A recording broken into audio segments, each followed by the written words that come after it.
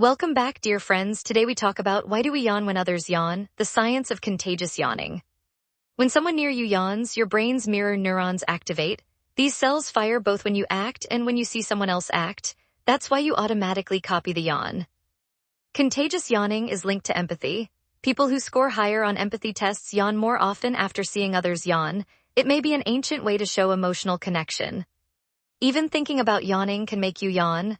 Your brain's prediction system anticipates the action. That's why reading this script might have already made you yawn. Finally, please subscribe to our channel, leave a comment, like the video, and share it with your friends. This is the best way to support us.